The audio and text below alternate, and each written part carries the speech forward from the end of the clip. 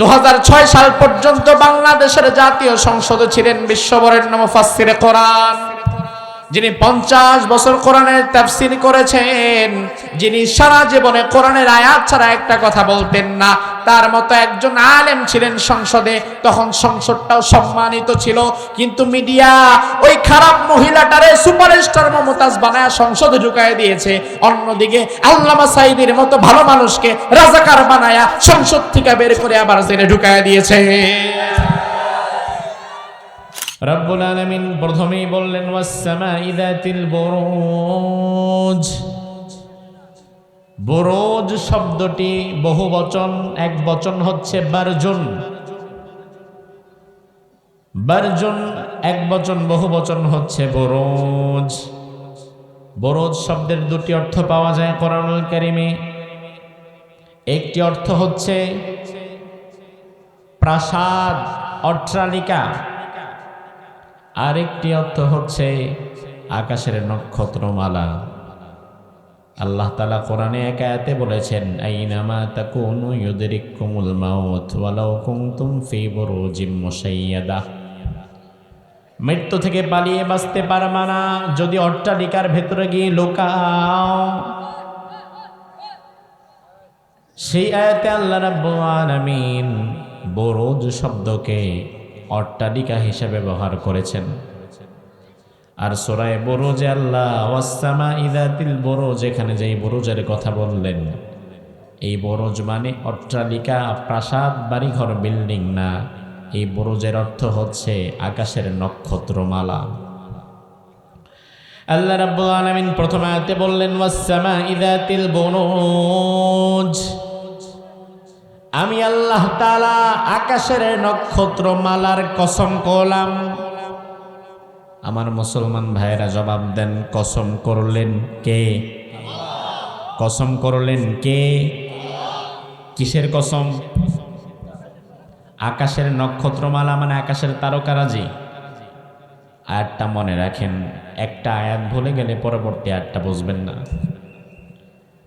আল্লাহ রাব্বুল আলামিন প্রথমে বললেন, আমি আল্লাহ কসম করলাম আকাশের তারকারাজির। কসম করার দরকার কি আল্লাহর? দুনিয়াতে কিন্তু আমরাও মাঝে মাঝে কসম কাটি, কিন্তু কসমটা কাটি কখন? শখের বসে না, বরং আটকে গেলে তখন। যখন আমরা কোথাও আটকে যাই, আমাদের কথা যখন কেউ বিশ্বাস করে না, তখন কথার ওপরে তাকিদ যুক্ত করার জন্য আমরা বলি আল্লাহর কসম। তাইলে হঠাৎ করে আল্লাহ কসম করলেন কেন? আল্লাহর কসম করার দরকার কি? আল্লাহর কথা তো বিশ্বাস করতে আমরা বাধ্য, কারণ ওয়ামান আসদাকু মিনাল্লাহি কিলা, আল্লাহর চাইতে মহা সত্যবাদী আর কেউ নাই।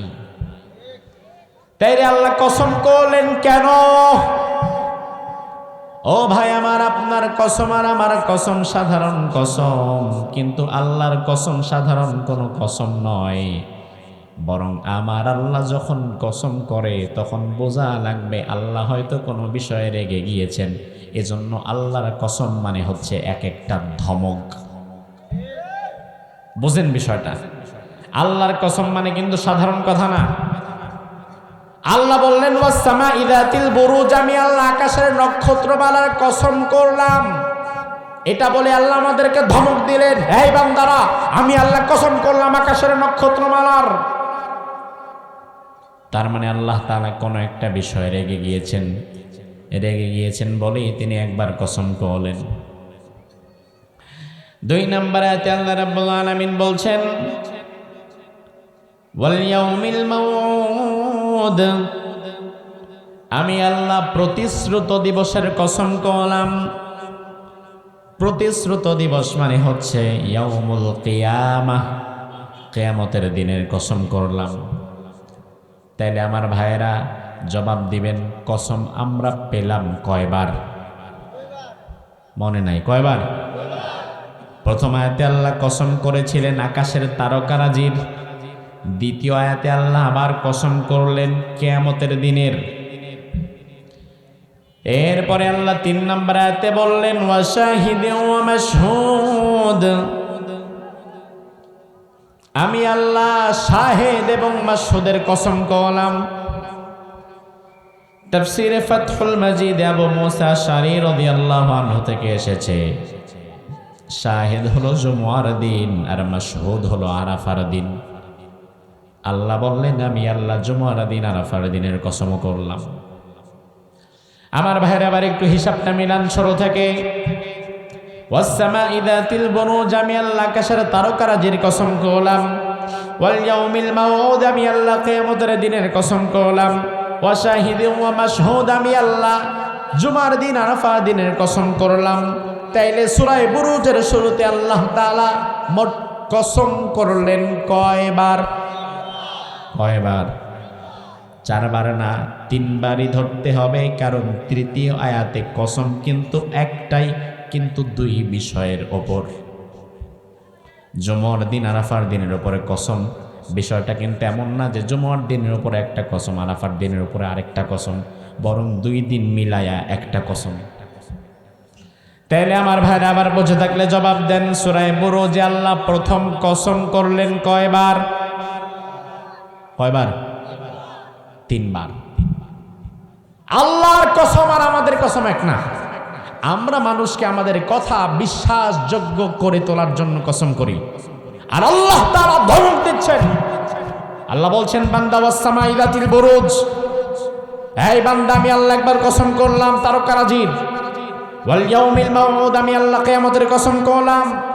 ওয়া শাহিদিন ওয়া মাশহুদ, আমি আল্লাহ আরাফার দিন জুমার দিনের কসম করলাম। অবাক সাহাবায়ে কেরাম এই আয়াতগুলো শুনে ভয় পেয়ে গেলেন। হঠাৎ করে আল্লাহ তাআলা আজকে এত রেগে গেল কেন? কি কারণ? আল্লাহ তাআলা 3 বার কসম করলেন। আমার ভাইরা 3 বার কসম করে এবার 4 নাম্বার বারে আল্লাহ তাআলা যে কথাটা বলবেন, আপনাদের কাছে কি মনে হয় ওই কথাটার গুরুত্ব আছে না নাই? কথা কয় না? বেশি না কম? বেশি যদি না হতো আল্লাহ তাআলা কোনোদিন 3 বার কসম করতেন না। আল্লাহ এবার 4 নাম্বার বারে বললেন, কুতিলা আসহাবুল উখদুদ, আসহাবে উখদুদ যারা ছিল, যারা গর্ত খনন করেছিল, সেদিন তারা ধ্বংস হবে, তাদের লানত অনিবার্য। কুতিলা মানে লুইনা। সাহাবায়ে কেরাম আমার অবাক হয়ে গেলেন, কি ব্যাপার? প্রথম 3 আয়াতে আল্লাহ ধমক দিলেন, রেগে গেলেন। 4 নাম্বার আয়াতে আল্লাহ বললেন, দুনিয়াতে কিছু মানুষ, তাদের পরিচয় তারা আসহাবুল উখদুদ, তারা গর্তওয়ালা। গর্ত খুঁড়ে খুঁড়ে তারা ইমানদারদের সেই গর্তে ফেলার জন্য চেষ্টা করে।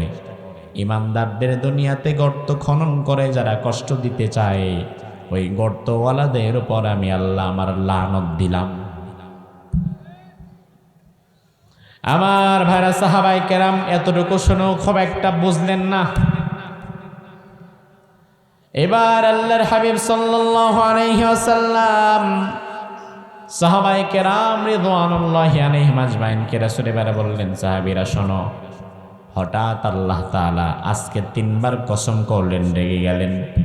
4 নাম্বার বারে বললেন, যারা গর্ত খনন করেছিল তারা ধ্বংস হয়ে যাবে। তাহলে ওই গর্ত খননকারী কারা ছিল, কেন গর্ত খনন করেছিল, আর ওই গর্তে কাদের ফেলা হয়েছিল, কি অপরাধে, সে বিষয়টা এখন আমাদের জানার দরকার আছে না নাই? আমার ভাইরা আল্লাহর হাবিব এবার হাদিস বলা শুরু করলেন। হাদিসটাই হচ্ছে এই আয়াতগুলোর তাফসীর। আল্লাহর হাবিব এবার বললেন, ও সাহাবীরা শোনো, কানা মালিকুন ফি মান কানা ক্বাবলাকুম ওয়া কানা লাহু সাহির, তোমাদের পূর্বে আল্লাহর জমিনের কোন এক প্রান্তে একজন জালিম বাদশা ছিল। ওই জালিম বাদশা জুলুম অত্যাচার করে তার জনপদের মানুষকে সব সময় তটস্থ রাখত, সব সময় জুলুম অত্যাচারের মধ্যে রাখত। দুনিয়ার বিভিন্ন প্রান্তে মানুষের উপরে জুলুম করে ক্ষমতায় টিকে থাকে এমন কিছু রাষ্ট্রপ্রধান এখন আর নাই। কথা কয় না? আছে না নাই? দুনিয়াতে জালিম আছে না নাই? স্বৈরাচার আছে না নাই? এগুলা ইতিহাস না, এগুলা বাস্তবতা। ইতিহাস হচ্ছে এক সময় ছিল দুনিয়াতে, এখন আর নাই। কিন্তু দুনিয়াতে জালিম আছে, স্বৈরাচার আছে, এটা ইতিহাস না, এটা সময়ের প্রেক্ষাপটে বারবার তৈরি হয়ে যায়। বরং আমি তো বলি দুনিয়াতে জালিম আর স্বৈরাচার তৈরি হয় মূলত আমাদের কারণে, আপনাদের কারণে, আমাদের মতো ভালো মানুষের কারণে। কারণ স্বৈরাচার এবং জালিম কখনো একদিনে তৈরি হয় না, একদিনে তৈরি হয় না, গ্রাজুয়ালি দিনের পর দিন সময় নিয়ে নিয়ে তৈরি হয়। প্রথম নিসা টুপিরে মারে, তখন ওসা টুপিওয়ালা সব। 2 দিন পরে ওসা টুপিরে মারে, তখন পাঞ্জাবিওয়ালা সব। এরপরের দিন পাঞ্জাবিওয়ালারে মারে জুব্বাওয়ালা সব। হানাফিরে মারলে আহলে হাদিস সব, জামাতরে মারলে হেফাজত সব, হেফাজতরে মারলে খেলাফত সব, পীরের মুরিদরে মারলে পীরের মুরিদ না যারা তারা চোখ। বিষয়টা হচ্ছে এমন, একসাথে সবাইরে ধরে না, একজন একজন করে শেষ করে। আর আমার পাশের বাড়ির ভাইকে যখন মারা হয় তখন আমি নীরব, এজন্য আবার আমারে যখন মারা হয় তখন আমার পাশের বাড়ির ভাইও নীরব। এই জন্য আমার ভাইরা, জালিম স্বৈরাচার কখনো একদিনে তৈরি হয় না, বরং জালিম স্বৈরাচার তৈরি হয় ধীরে ধীরে, এবং সেটা তৈরি করি আমরা, আমাদের মতো ভালো মানুষেরা। আমাদের মতো ভালো মানুষগুলো চুপ থাকার কারণেই ধীরে ধীরে একজন মানুষ জালিম এবং স্বৈরাচার হিসাবে দাঁড়িয়ে যায়। আমরা যদি চুপ না থাকতাম তাহলে দুনিয়ার জমিনে কিন্তু একজন ফেরাউন আর নতুন করে জীবিত হতো না। 5ই আগস্ট জীবনে বাংলাদেশে আসতো না, হাজার হাজার ছাত্রকে রাস্তায় প্রাণ দিতে হতো না, হাজার হাজার মানুষকে মরতে হতো না। বরং আমি তো মনে করি একটু পেছনে হিসাব করলে দেখবেন স্বৈরাচারের পতনের জন্য 13টা বছর 15টা বছর অপেক্ষা করা দরকার ছিল না। স্বৈরাচারের পতন হয়ে যেত 2013 সালের 5ই মে শাপলা চত্বরে, যেদিন কয়েক হাজার আলেম ওলামাকে মেরে ফেলেছিল সে। কিন্তু স্বৈরাচারের পতন সেদিন হয় নাই, আরো 10-11 বছর পরে হয়েছে, আরো বেশি মানুষকে হত্যা করার পরে। তার কারণ হচ্ছে 2013 সালের 5ই মে শাপলা চত্বরে যাদের মারা হয়েছিল তারা ছিল আলেম ওলামা হুজুর। তাদেরকে মারার পরে আপনারা প্রতিবাদ করেন নাই, আপনারা মনে করেছিলেন হুজুর মারছে, হুজুররে মারছে তাই আমার কি। আল্লাহ কয় হুজুররে মারছে তাই তোমার কি, হুজুর কি মানুষ না? হুজুররে মেরেছে এজন্য তুমি প্রতিবাদ যেহেতু করো নাই, 10টা বছর অপেক্ষা করো, তোমার ছেলেরেও মারবে এই জালিম, তারপরে রাস্তায় নামো। কারণ আপনি যদি 2013 সালের 5ই মে প্রতিবাদ করতেন যে হুজুরের গায়ে কেন হাত দিয়েছ, তাইলে জালিম কিন্তু ওই প্রতিবাদে তখনই দেশ ছাড়া হয়ে যায়। সেদিন আমরা প্রতিবাদ করি নাই, কারণ আমরা চিন্তা করলাম যারা মায়ের খাইছে তারা তো হুজুর, অথচ হুজুর না, আমাদেরকে দেখতে হতো যারা মার খেয়েছে তারা মানুষ। হুজুর তার পরিচয় না, পরিচয় হচ্ছে মানুষ। কিন্তু আমরা আসলে তখন বিভাজন করেছিলাম যে হুজুররা গেছে, হুজুররা রাস্তায় নামছে, হুজুররা মায়ের খাইছে। আল্লাহ কয় দাঁড়াও, হুজুর বলে তুমি তাদেরকে টিটকারি দিচ্ছ, হুজুরের বিপদে তুমি পাশে দাঁড়াচ্ছ না।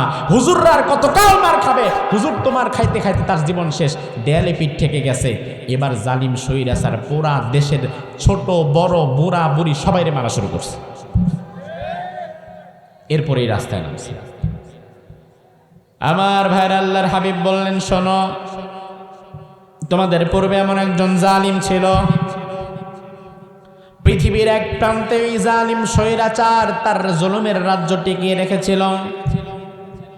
ওই জুলুমের রাজ্য টিকিয়ে রাখার জন্য ওই জালিম স্বৈরাচার ব্যবহার করত তৎকালীন পৃথিবীর একটি ম্যাজিককে। ওটা ছিল জাদুবিদ্যা। সে মূলত জাদুবিদ্যা দিয়ে তার এলাকার মানুষকে মগজ ধোলাই করে রাখত। এলাকার মানুষ তার বিরোধিতা করত না, তার বিরুদ্ধে যেত না। তার কারণ ওই সময়ের বড় বড় জাদুকর সব তার হাতে ছিল ভাড়া করা। ওই জাদুকরদের দিয়ে সে মানুষের মগজ ধোলাই করে রাখত।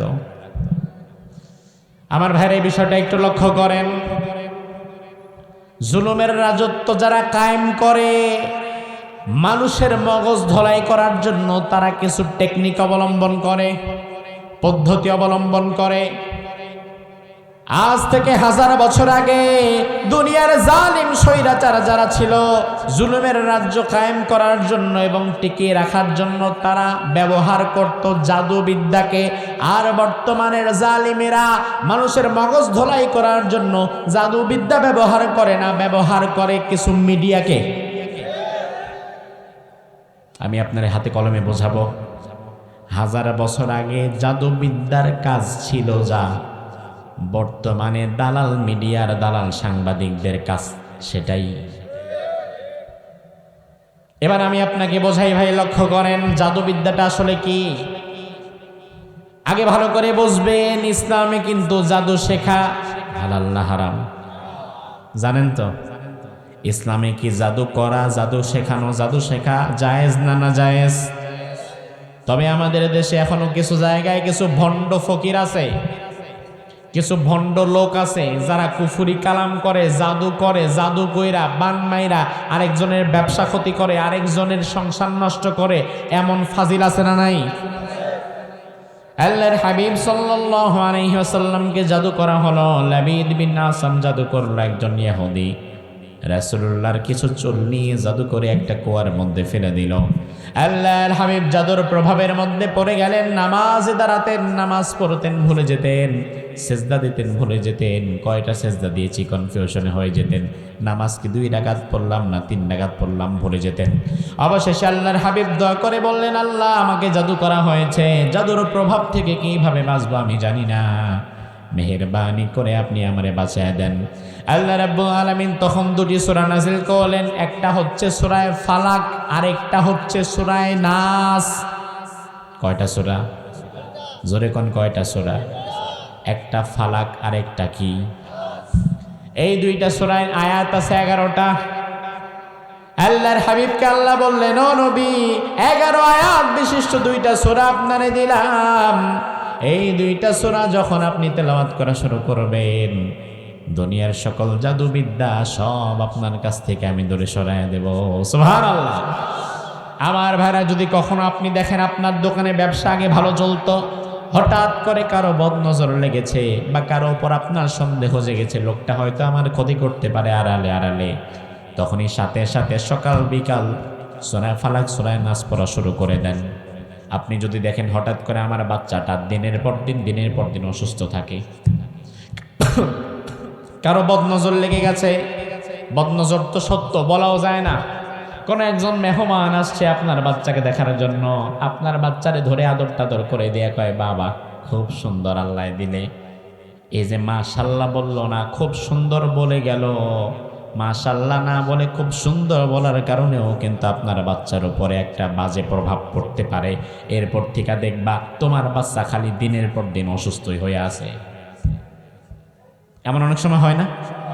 কোনো কারণ নেই, কি ব্যাপার, হঠাৎ করে আমার সুস্থ বাচ্চা দিনের পর দিন অসুস্থতা লেগেই আছে। তখনই বুঝবেন হয়তো কারো বদনজর লেগেছে। ইমাম সাহেবের কাছে যাবেন, খলিল ভাইয়ের কাছে এসে বলবেন, হুজুর বাচ্চাটা অসুস্থ দিনের পর দিন, আমাকে একটু ফু দিয়ে দেন। ইমাম সাহেব হুজুর অন্য কোনো সূরা না, সূরা ফালাক সূরা নাস পড়ে ফু দিয়ে দিবেন।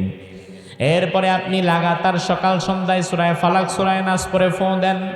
সূরা ফালাক সূরা নাস পড়ে যদি আপনি আপনার বাচ্চাকে ফু দিয়ে দেন, কারণ আপনার বাচ্চা তো নিজে পড়তে পারবে না, অন্তত আপনি পড়ে যদি ফু দেন, জাদুর সব প্রভাব, বদনজরের সব প্রভাব, খারাপ সকল চক্রান্তের প্রভাব থেকে আপনার বাচ্চারে যিনি বাঁচিয়ে দিবেন তিনি কে?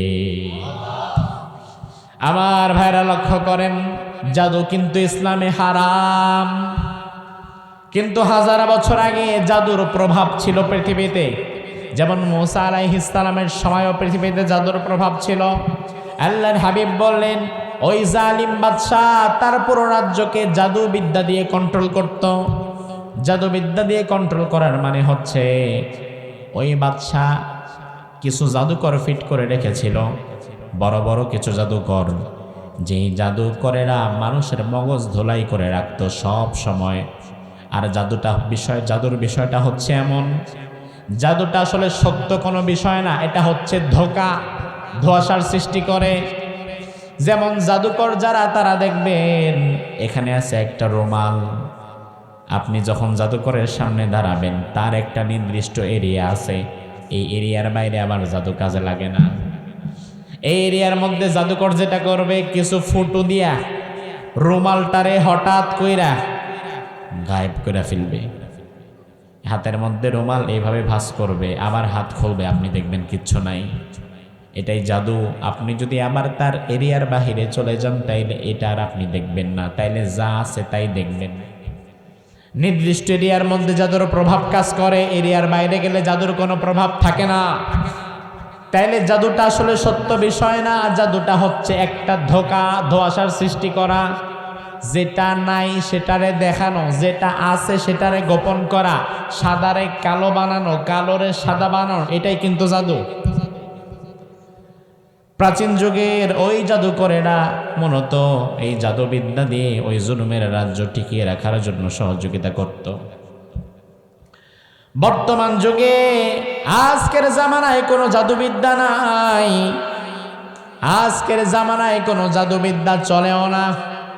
তবে আজকের জামানার জালিম স্বৈরাচার যারা, তারা তাদের জুলুমের রাজ্য টিকিয়ে রাখার জন্য এক শ্রেণীর পদলেহী পা চাটা দালাল সাংবাদিক আর দালাল মিডিয়াদেরকে ভাড়া করে রাখে, যারা মানুষদেরকে দিনকে রাত, রাতকে দিন, সাদারে কালো, কালোরে সাদা, এইভাবে মিথ্যা তথ্য দিয়া গোলায় ভালায় বোঝায় রাখে। হাজার বছর আগে জাদুকরেরা যেইভাবে মানুষের মগজ ধোলাই করে রাখত, বর্তমান জামানার মিডিয়াগুলা একইভাবে জাদুকরদের মতো করে কাজ করছে। তারা যেটা দিন এটাকে রাত বানাচ্ছে, যেটা রাত সেটাকে দিন বানাচ্ছে, যেটা সাদা সেটাকে কালো বানাচ্ছে, ভালো মানুষকে খারাপ বানাচ্ছে, খারাপ মানুষকে ভালো বানাচ্ছে। এই যে ধোঁকা এবং মিথ্যা সংবাদ তারা প্রচার করছে, এটা কোনো অংশে সেই যুগের জাদুকরদের চাইতে কম নয়। আমার ভাইয়ের একটা বিষয় ভালো করে বুঝবেন, মিডিয়া বড় খারাপ জিনিস। এই মিডিয়া যদি কোনো খারাপ মানুষের হাতে যায়, তার দ্বারা ইসলামের এত ক্ষতি হবে যত ক্ষতি 10,000 কাফের দিয়েও হবে না। এই জন্য আপনি দেখবেন বাংলাদেশে ইসলামের জন্য, আলেম ওলামাদের জন্য সবচাইতে বেশি ক্ষতি করেছে এই মিডিয়াগুলা। বিগত 16 বছরে আমরা দেখলাম বাংলাদেশে যারা ধর্ম প্রচারক, যারা আলেম ওলামা, মানুষেরা তাদের কাছে আসতে ভয় পেত, মানুষেরা তাদের কথা শুনতে গেলেও ভয় পেত। বরং বিভিন্ন জায়গায় আলেমদের নামে এত বেশি কুৎসা রটনা হয়েছে, এক সময় মানুষজন মনে করে নিয়েছে আসলে মনে হয় হুজুররাই খারাপ, কারণ লাগাতার একজন আলেমের বিরুদ্ধে খবর প্রচার করা হচ্ছে। বিগত 16 বছরে মিডিয়াগুলা ওই পূর্বের দিনের জাদুকরদের মতো সমাজের খারাপ মানুষগুলারে ধরে ধরে আপনাদের সামনে ভালো মানুষ বানিয়ে দাঁড় করিয়েছে, আর সমাজের সম্মানিত ভালো মানুষগুলারে মিডিয়া একটার পর একটা মিথ্যা তথ্য দিয়ে খারাপ মানুষ বানিয়েছে। আপনি অবাক হয়ে যাবেন বিষয়টা একবার বুঝলে। একজন মহিলা সারা জীবন শরীর বিক্রি করেছে, গলা বিক্রি করেছে, 200 টাকার জন্য রাস্তাঘাটে গান গেয়েছে। এমন নর্তকী বেশ্যা টাইপের মহিলা মিডিয়া তার নামের শুরুতে লাগায় দিছে সুপারস্টার। সুপারস্টার লাগায় দিয়ে এই মহিলাটারে মিডিয়া এত ফলো করে প্রচার করেছে, যার ফলে বিগত দিনে যারা ছিল ওই স্বৈরাচারেরা ওই খারাপ মহিলাটারে নিয়ে ধুইয়া মইসা সংসদে ঢুকাই দিছে। অথচ সারা জীবন গান গায়, নাচে, নাম হইল কি? তাও তো দেখি জানেন। আমি তো ভাবছি নাম জানেন এই জন্য গোপন করি, এখন দেখি সবাই তো জানে, আর আমার গোপন করে লাভ কি? আমার ভাইরা লক্ষ্য করেন, আমার বাসা সাভারে, ওই বেডির বাসা আমার পাশেই সিংগাইরে, সাভার আর সিংগাইর পাশাপাশি উপজেলা। সারা জীবন দেখলাম 200 টাকার লোভে গান গায়, নাচে, শরীর বিক্রি করে। অথচ হঠাৎ করে মিডিয়া তার নামের শুরুতে লাগাই দিয়েছে সুপারস্টার মমতাজ। সুপারস্টার মমতাজ লাগায় দেওয়ার কারণে এবার এই ভিডিও হঠাৎ করে সংসদে ঢুকে গেছে। এবার সংসদে ঢুকেও গান গায়, ফাইটটা যায় আর ফাইটটা যায়। অথচ সংসদে ছিলেন এমন বরেণ্য আলেম,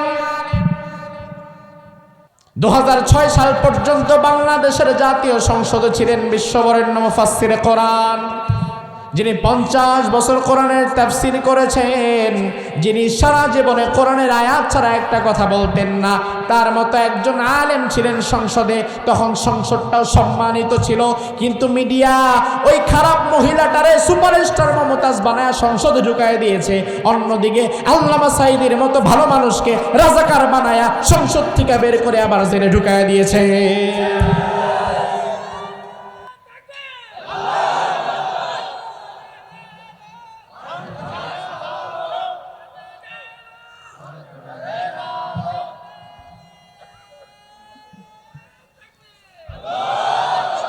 আমার ভাইরা লক্ষ্য করেন, এই পুরা গেমটা খেলেছে কিন্তু মিডিয়া, এই পুরা খেলাটাই খেলেছে মিডিয়া। ও ভাই আমার, তার কারণ হচ্ছে যারা নাচে, যারা গান গায়, যারা শরীর বিক্রি করে, বর্তমান যুগে সে সকল নায়ক নায়িকা, গায়ক গায়িকা যারা আছে তাদেরকে বলা হয় সুপারস্টার। যখন পত্রিকায় তাদের ছবি আসে, টিভিতে যখন তাদের কোনো খবর দেখানো হয়, তখন বলা হয় সুপারস্টার অমুক খান, সুপারস্টার মমতাজ, অমুক তমুক। সুপারস্টার মানে কি? সুপারস্টার মানে হচ্ছে আকাশের তারা। স্বাভাবিকত তারা আমাদের কাছে সম্মানের উপরে থাকে, সম্মানের জায়গা। এবার সাধারণ মানুষ এক সময় ভেবেছে আসলে বোধহয় তারা তারকার মতো সম্মানিত। অথচ আমি তো মনে করি নায়ক নায়িকা, গায়ক গায়িকা আমাদের সুপারস্টার না, বরং যারা আল্লাহর দিন প্রচার করে, কোরআন হাদিসের কথা বলে, তারাই হচ্ছে প্রকৃত সুপারস্টার। এই গায়ক গায়িকা, নায়ক নায়িকা তো কোনো সম্মানের পেশা ছিল না। আজ থেকে বেশি দূরে যাওয়া দরকার নাই, আজ থেকে মাত্র 200-250 বছর পেছনে যান। যখন ইংরেজ শাসনের পর বাংলার নবাব রাজা বাদশাদের কিছুদিন ছিল, ওই বাংলার নবাব রাজা বাদশাদের আমলে কিন্তু যারা নাচে, যারা গান গায়, তারাও ছিল। তাদেরকে তখন বলা হতো বাইজি। এই বাইজিরা রাজা বাদশাদের দরবারে গিয়ে গান গায়, নাচে। রাজা বাদশারা সারাদিন তাদের গান শুনে সন্ধ্যাবেলায় খুশি হয়ে হয়তো 2-4টা মোহর দিয়ে দিত, অথবা একটা গলার চেন, গলার মালা খুলে ফিক্কা দিত। ওইটা নিয়ে আস্তে করে মুখটা ঢাইকা ওই বাইজি বের হয়ে যেত। কিন্তু আমার ভাইয়েরা, আপনি দেখবেন 200 বছর আগে যারা নাচতো, যারা গান গাইতো, ওই বাইজিদেরকে কিন্তু সামাজিকভাবে নিচু চোখে দেখা হতো। যার ঘরের মেয়ে বাইজি হয়ে গেছে, রাজার দরবারে নাচে, তার মেয়ের সাথে কেউ কাউরে বিয়ে দিত না। যার বোন বাইজি হয়ে গেছে, রাজার দরবারে গিয়া নাচ দেখায়, শরীর বিক্রি করে, ওই লোকটাকে সামাজিকভাবে বয়কট করা হতো। তার সাথে কেউ আত্মীয়তা করতো না, তার বাড়িতে কেউ যেত না। এজন্য ওই যুগে কারো মেয়ে যদি বাইজি হইতো, ওই মেয়েটারে সে ঘর থেকে বের করে দিত। এটা লজ্জাজনক বিষয় ছিল, বাইজি হয়ে যাওয়া, নাচা, গান গাওয়া। যেমন আমি আপনারে বোঝাই, এখানে যারা মুরব্বী আছেন, যারা বিয়ে করেছেন 40 বছর আগে বা অন্তত 30 বছর আগে, 30 বছর আগে, 40 বছর আগে আপনি যখন বিয়ে করেছেন, আপনার বাবা যখন আপনার জন্য মেয়ে দেখতে গেছে, তখন যাওয়ার পরে যদি শোনে মেয়েটা আরেক জায়গায় গিয়া নাচে, নাচ দেখায়, গান গায়, আপনার বাবারে কিন্তু ওই জামানায় 1 লাখ টাকা দিল, আপনার বাবা ভুলেও কোনোদিন ওই নাচনেওয়ালির সাথে আপনার বিয়ে দিত না। কিন্তু বর্তমানে বাইজি কালচারটা অ্যাভেলেবেল হয়ে গেছে। এখন ছেলের জন্য মেয়ে দেখতে চায়, মা কি করো?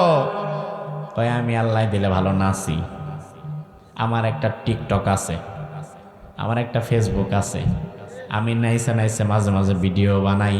আমি তো মনে করি 200 বছর আগে যারা নাচতো, ওই বাইজিদের উত্তরসূরি হচ্ছে বর্তমানে সেসব মেয়েরা, যেসব মেয়েরা নাইসা গান গায়া টিকটকে ভিডিও বানায়। এর ওই বাইজিদের এই আপডেট ভার্সন।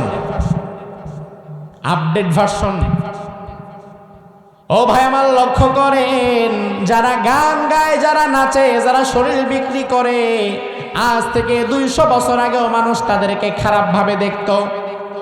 আর হুজুর এই শব্দটা সম্মানের একটা শব্দ। রাজাদেরকে বাদশাদেরকে বলা হতো হুজুর জাহাপনা, জি হুজুর জাহাপনা, এই শব্দটা বলা হতো যারা রাজা বাদশা সম্মানিত তাদেরকে। কিন্তু বর্তমানে আপনি দেখবেন হুজুর মানে হচ্ছে ওই বেডা যেই বেডার ঘরে খাবার নাই, হুজুর মানে হচ্ছে সে যার ঘরে চাল নাই, হুজুর মানে হচ্ছে সে এলাকার মধ্যে সবচাইতে নিম্ন অবস্থানে যে। তার মানে আমার ভাইরা মিডিয়া হঠাৎ করে যেটা করেছে, ওই 200 বছর আগের বাইজি যারা গান গায় যারা নাচে তাদের নামের শুরুতে লাগায় দিছে সুপারস্টার। দিনের পর দিন খবর প্রকাশ হয়েছে, দিনের পর দিন তাদের ছবি ছেপে লাগিয়ে দিয়েছিল তারা সুপারস্টার, তারা সম্মানিত। এক সময় এ জাতির ছেলেমেয়েরা ভাবতে বসেছে হয়তো আসলে যারা নায়ক নায়িকা গায়ক গায়িকা তারাই মনে হয় সম্মানিত, এজন্য তারা তাদের পরবর্তী প্রজন্মকে নায়ক নায়িকা গায়ক গায়িকা বানাতে চেয়েছে। অন্যদিকে যখন দেখেছে কি ব্যাপার, যারা কোরআনের ময়দানে কথা বলে তাদের উপরে হামলা আসে, মামলা আসে, তাদের উপরে তো বিপদ আসে। ওই যে দেখো 50 বছর তাফসীর করেছে, নিজের প্রাপ্য সম্মান পায় নাই, অন্তত 13 বছর জেল খাটতে হয়েছে। এই দৃশ্যগুলো দেখার পরে কিছু মানুষ চিন্তা করেছে বাবারে বাবা, তার মানে হুজুর হইলে মনে হয় শুধু মাইরি খাওয়া লাগে আর জেলেই যাওয়া লাগে, হুজুর মানেই মনে হয় শুধু রাজাকার আর মৌলবাদী। এই জন্য মিডিয়ার এই খেলার কারণে মানুষ হুজুরদেরকে ঘৃণা করে, নায়ক নায়িকাগুলোর আপন করে নিয়েছে। আমার ভাইরা লক্ষ্য করেন, এই মিডিয়ার কাজ তৎকালীন সময়ে করত জাদুকরেরা। আল্লাহর হাবিব বলেন ওই জামানায় একজন জাদুকর ছিল, ফালাম্মা কাবিরা, ওই জাদুকর যখন বুড়া হয়ে গেল। এখন আপনি জাদু করেন আর যাই করেন, বয়স যখন বেড়ে যায়, যখন হাঁটতে চলতে পারেন না, তখন কিন্তু আপনি নিজেও বুঝেন যে আপনার যাওয়ার সময় হয়ে গেছে। এবার ওই জাদুকর রাজার দরবারে গিয়ে বলল, রাজা মশাই, ও বাদশা সাহেব, আমারে আপনি ক্ষমা করে দেন, বেশি দিন হয়তো আর আমি বাঁচতে পারবো না, আপনার কাজ আমি আর বেশি দিন করতে হয়তো পারবো না, তবে আমি যেহেতু সারা জীবন আপনার নুন খেয়েছি আপনার গুণ গেয়ে যাব। আপনি একটা কাজ করেন, সাবাস ইলাইয়া গুলামান ওয়াল্লিমহু সিহর, একজন যুবক আমার কাছে পাঠায়া দেন, ওই যুবকরে আমি আমার পুরা জাদুবিদ্যা শিখায় দিয়ে যাব। আমার ভাইরা লক্ষ্য করেন, এই জাদুকর মরে যাওয়ার আগে বাদশার কাছে বললেন, আমার কাছে একজন যুবকরে পাঠান, ওই যুবকরে আমি জাদুবিদ্যা শেখাবো।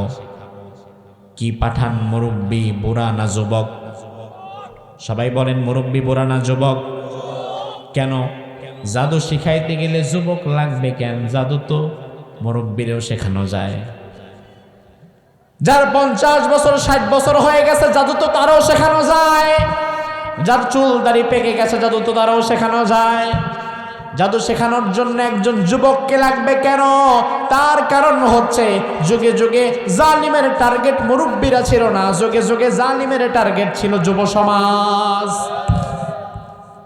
তার কারণ জালিমরা ভালো করেই জানতো, কোন অঞ্চলের যুবকরা যদি আমার হাতে থাকে আর যুবকদেরকে যদি নষ্ট করে ফেলতে পারি, তাইলে ওই জায়গায় কোনোদিন মাথা চারা দিয়ে দাঁড়াবে, প্রতিবাদ করবে এমন কেউ থাকবে না।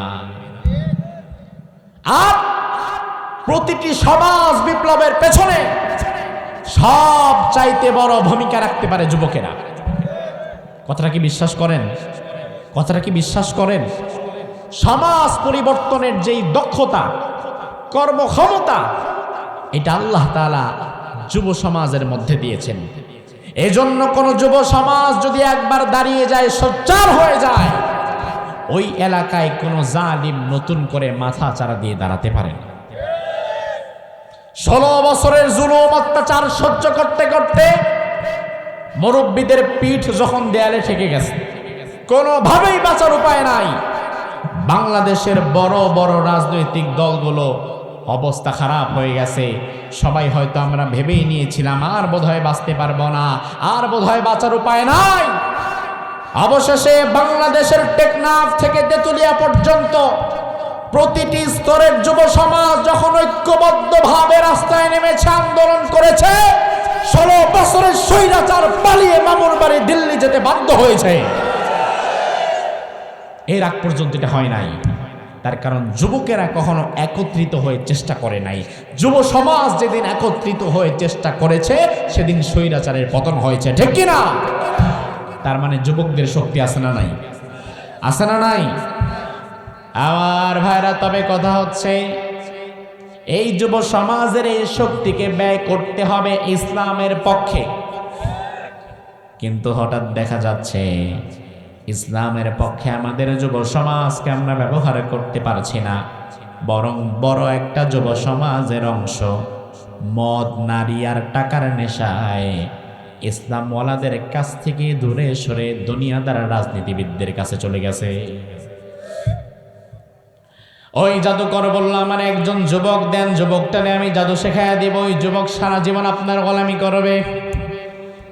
বাদশা পুরো এলাকায় অ্যানাউন্সমেন্ট করলো, একজন যুবক আমার দরকার, যার বুদ্ধিমত্তা আছে, যাকে জাদু শেখানো হবে, রাষ্ট্রীয় জাদুকরের পদে তাকে বসিয়ে দেওয়া হবে। বাদশার আহ্বান শুনে হাজার হাজার যুবক লাইন ধরল। এর মধ্য থেকে বাছাই করে বাদশা একজন যুবককে তার কাছে নিলেন। এবার ওই যুবককে বলা হলো, শোনো, তুমি প্রতিদিন সকালে বাড়ি থেকে জাদুকরের কাছে আসবা, সারাদিন জাদু শিখে আবার সন্ধ্যার দিকে বাড়ি ফিরে যাবা, প্রতি মাসে তোমাকে এতগুলো টাকা বেতন দেওয়া হবে, তুমি রাষ্ট্রীয় কর্মচারী হয়ে গেছো, সরকারি একটা চাকরি পেয়ে গেছে বেকার যুবক। এবার ওই যুবক প্রতিদিন সকালবেলায় বাদশার দরবার থেকে জাদুকরের কাছে যায়, জাদু বিদ্যা শিখে আবার বাড়ি চলে যায়। এভাবে কিছুদিন সে জাদু বিদ্যা শিখলো। এবার একদিন রাসূলুল্লাহ বলেন, ওই যুবক যাওয়ার সময় দেখবেন, ওই যুবক যাওয়ার সময় দেখলেন একটা পাহাড়, পাহাড়ের নিচে একটা গর্ত, এটাকে বলা হয় পাহাড়ের গুহা। প্রাচীনকালে পাহাড়ের গুহার নিচে মানুষ আশ্রয় গ্রহণ করত অথবা বাসাবাড়ি বানিয়ে থাকত। যুবক চিন্তা করলেন, আমার আজকে একটু ক্লান্ত লাগছে, পাহাড়ের গুহার নিচে গিয়ে আমি কয়েকটা ঘন্টা বিশ্রাম নেব। এই যুবক জাদুকরের কাছ থেকে বাড়ি যাওয়ার সময় পাহাড়ের গুহা দেখে পাহাড়ের গুহার ভেতরে ঢুকে গেলেন। ঢুকার পরে দেখলেন ভেতরে সাদা দাড়ি, সাদা চুল, শুশ্রমণ্ডিত একজন মুরব্বী বসে আছে। যুবক যখনই ভেতরে গিয়েছে, ওই মুরব্বী যুবককে দেখা মাত্রই আসসালামু আলাইকুম বলে একটা সালাম দিয়ে দিয়েছে। সুবহানাল্লাহ বলবেন না? কি দিয়েছে? জোরে কোন কি দিয়েছে? কিন্তু দুর্ভাগ্যজনক হচ্ছে যুবক এই সালামের উত্তর কিভাবে দিবে এটা জানে না। বর্তমানে আমাদের অনেক যুবক আছে শুদ্ধভাবে সালাম দেওয়া কিংবা শুদ্ধভাবে সালামের উত্তর দেওয়া এটা জানে না। আছে না নাই? সালাম আলাইকুম, সালাম আলাইকুম, ওয়ালাইকুম, অর্থাৎ এমন সালাম দেয় যেটা আসলে সালাম না, সালাম রে গ্যান্ডারির মেশিনের মধ্যে ঢুকাইয়া বের করলে যেমন হবে ওরকম। আবার ভাইরা লক্ষ্য করেন বিষয়ে, যুবক সালামের উত্তর দিতে পারল না, কিন্তু যুবক অবাক হয়ে বলল, কি ব্যাপার, আপনি কে? আপনারে তো কোনোদিন দেখি নাই। ভেতরে যিনি ছিলেন আল্লাহর হাবিব হাদিসের মধ্যে বললেন, ওই গুহার ভেতরে যিনি ছিলেন তিনি একজন রাহেব। রাহেব মানে হচ্ছে পাদ্রী। পাদ্রী মানে হচ্ছে ইসলাম ধর্মে যারা ধার্মিক হয়, ইসলাম ধর্মে যারা ভালো জ্ঞান রাখে, পাণ্ডিত্য অর্জন করে, তাদেরকে বলা হয় আলেম। আর খ্রিস্ট ধর্মে যারা ভালো জ্ঞান রাখে তাদেরকে বলা হয় পাদ্রী। আমাদের আলেম যা, খ্রিস্ট ধর্মের আলেম পাদ্রী একই জিনিস। আমি আপনাদের বোঝার সুবিধার্থে পাদ্রী শব্দটা বাদ দিয়ে আলেম শব্দটাই প্রয়োগ করছি। যুবক দেখলেন একজন আলেম, যুবককে সালাম দিয়ে দিয়েছে। যুবক বললেন, কে আপনি, আপনার পরিচয় কি? এবার ওই আলেম বললেন, বাবা আমার তো দেওয়ার মতো কোনো পরিচয় নাই, আমি একটা সাধারণ মানুষ আর আমি আল্লাহর গোলাম। যুবক এবার আবার টেনশনে পড়ে গেছে, আল্লাহর গোলাম আবার কি জিনিস? অর্থাৎ আমার ভাইয়েরা লক্ষ্য করেন, ওই যুবক কোন পর্যায়ে চলে গিয়েছে যে আল্লাহ বলতে যে কেউ আছে এটা সে বুঝেই না, জানেই না। যুবক বলল, আল্লাহ আবার কে? মানিল্লাহ। এবার ওই আলেম বলছে, বাবা একদিনে তো সব বলা যাবে না, তুমি আবার কোনো একদিন আমার কাছে এসো, তোমারে আমি আল্লাহর পরিচয় জানিয়ে দেব। আমার ভাইরা, তার কারণ হচ্ছে একদিনে সব বলা ঠিক না, একদিনে সব আমল দেওয়াও ঠিক না। একজন মানুষ সারা দিনে 10টা বিড়ি খায়, আপনি যদি তারে হুজুরের কাছে নিয়ে যান, হুজুর যদি কয় আজকে থেকে একটা বিড়িও খাবি না, খাইলে তুই জাহান্নামে যাবি, ওই বেড়া কিন্তু কোনোদিন পারবে না। কারণ যার 10টা খাওয়ার অভ্যাস, একদিনে হয়তো সে 2টা বাদ দিতে পারে, বাকি 8টা তার খাওয়া লাগবে, নাহলে পাগল হয়ে যাবে, ঠিক কিনা? এই জন্য হুজুরের দরকার হচ্ছে, বাবা কয়টা খাও? হুজুর 10টা খাই। হুজুরের দরকার, হুজুর যদি বুঝবান হয়, বাবা 10টা খাইও না, আস্তে আস্তে বাদ দাও, একদিনে বাদ দিতে পারবা না, আগামী 1 সপ্তাহ প্রতিদিন তুমি 8টা কইরা খাবা। 1 সপ্তাহ পর আবার যখন আসবে বলবে বাবা আগামী 1 সপ্তাহ তুমি 5টা করে খাবা, দেখবেন প্রতিদিন 5টা করে পারবে। এরপরে আরেক সপ্তাহ আসার পরে বলবে বাবা আগামী 1 সপ্তাহ 3টা করে খাবা। এইভাবে 4-5 সপ্তাহ সময় দিলে আস্তে আস্তে এই 10টা বিড়ি খোরো তার বিড়ি ছেড়ে দিতে পারবে। ওই আলেম বললেন, বাবা আল্লাহ কে? তুমি কে? আমি কে? কে আমাদের পরিচয়? কে আল্লাহ? কোত্থেকে এসেছি? কোথায় যাব? সব তো বাবা একদিনই বলা যাবে না, তুমি আরেকদিন আসো। যদি আল্লাহ তাআলাকে তুমি খুঁজে পেতে চাও, তুমি আরেকদিন আসবা। যদি আসো, আমি সেদিন তোমার আল্লাহর পরিচয় দিয়ে দিব।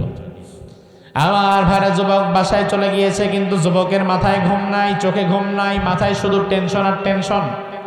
যুবক চিন্তা করছে, কি ব্যাপার, আল্লাহকে তো আমি চিনি না। আগামীকাল জাদু শিখতে যাওয়ার সময় তাড়াতাড়ি চলে আসবো বাসার দিকে, যেন ওই আলেমের কাছে কিছুটা সময় দেওয়া যায়। এবার পরের দিন যুবক জাদুবিদ্যা অর্জন করে আবার যখন ফিরে আসছে, ফিরে আসার পর ওই আলেমের কাছে, ওই আলেমের মাজলিসে আবার ঢুকলো, ওই আলেমের মাজলিসে আবার স্বর্ণাপন্ন হলো। আলহামদুলিল্লাহ বলেন, আলহামদুলিল্লাহ। আমাদের যশোরের মাটি ও মানুষের প্রিয় ব্যক্তিত্ব, আমার প্রিয় শ্রদ্ধেয় মুরব্বী, জি কোথায়? আসসালামু আলাইকুম, আসেন। অ্যাডভোকেট গাজী এনামুল হক সাহেব, আমাদের অত্যন্ত প্রিয় মানুষ, আমাদের স্যার, তিনি মঞ্চে এসেছেন। আমরা খুশি না বেজার? আল্লাহ সুবহানাহু ওয়া তাআলা আমার প্রিয় স্যারের হায়াত দারাজ করুক, আমরা বলি আমিন। বসার সময় হবে কিছুটা সময়। স্যার কিন্তু সারাদিন অনেক ব্যস্ততার মধ্যে থাকে। আমরা আপনারা তো 1-2টা ব্যস্ততা নিয়ে, স্যার সারাদিন কত ব্যস্ততা নিয়ে কত দিকে যে দৌড়ায়।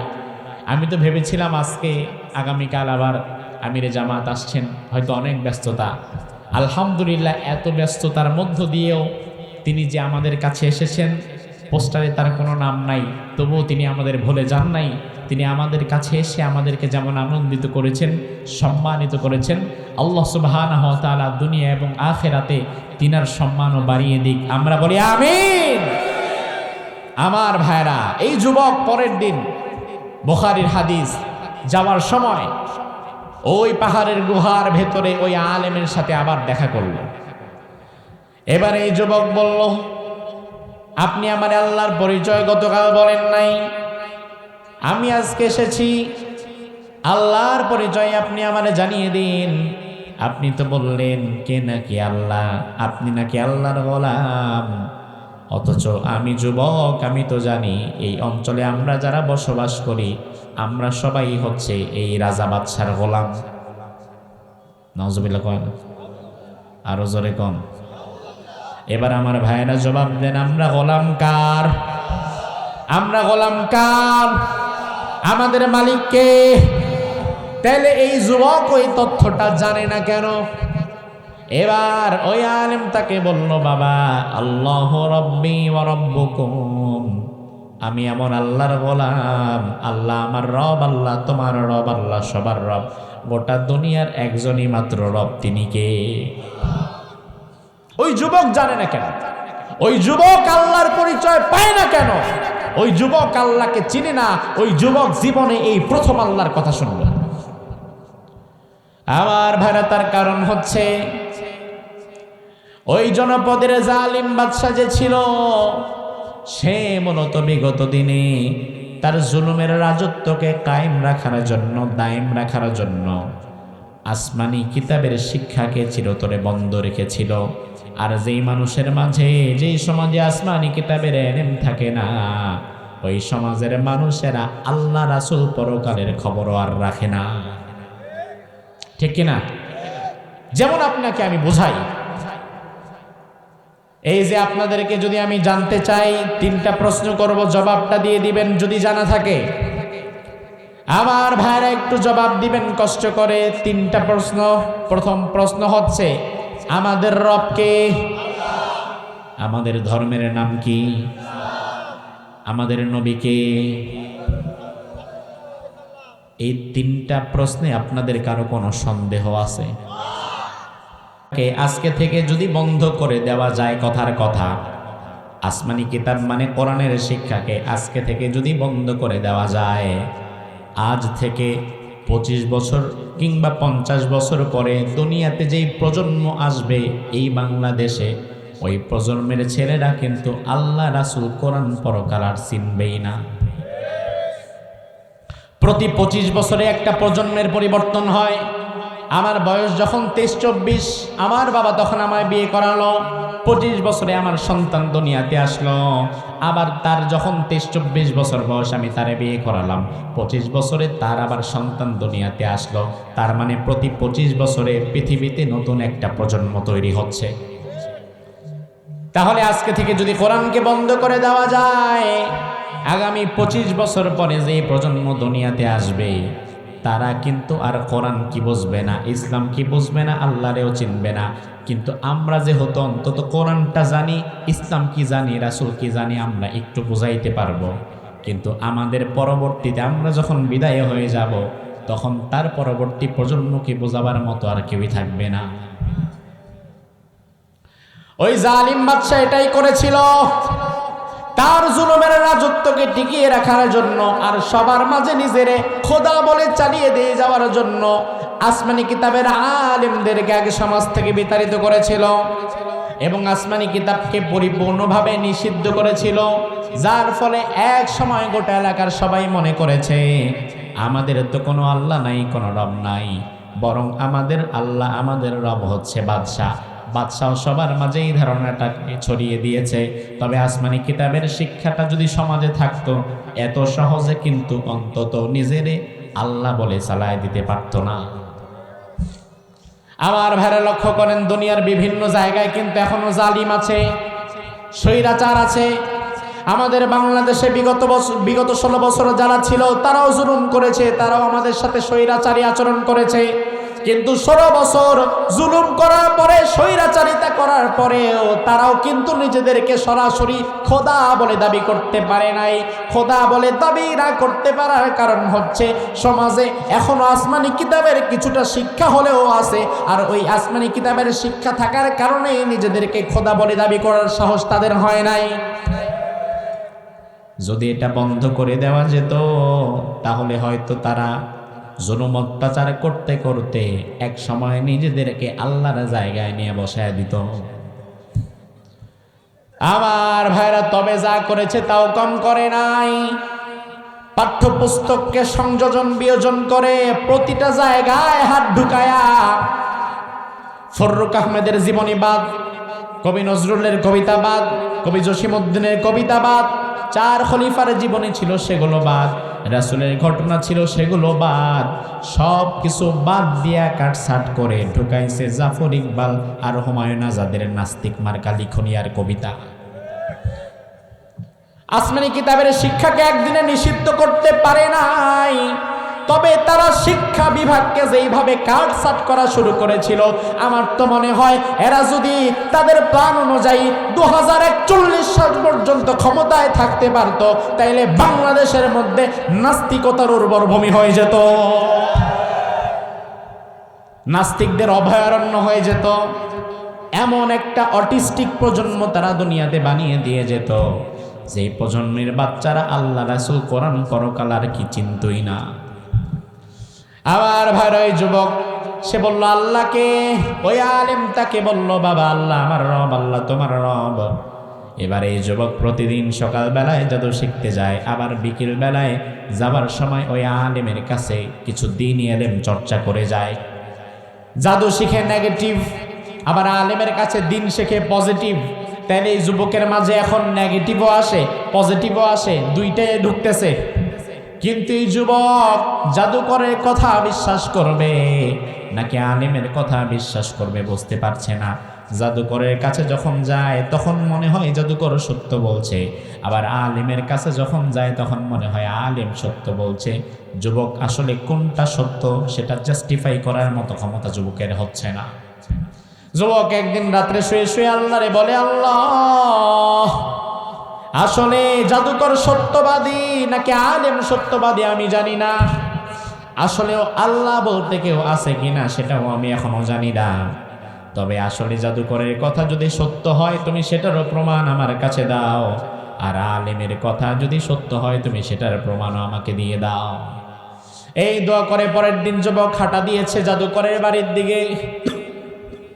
চলতি পথে আল্লাহর হাবিব হাদিসের মধ্যে বললেন, ফাইদা হিয়া দাব্বাতুন আযীমা, বিরাট একটি জন্তু জানোয়ার রাস্তার মধ্যে চলে এসেছে।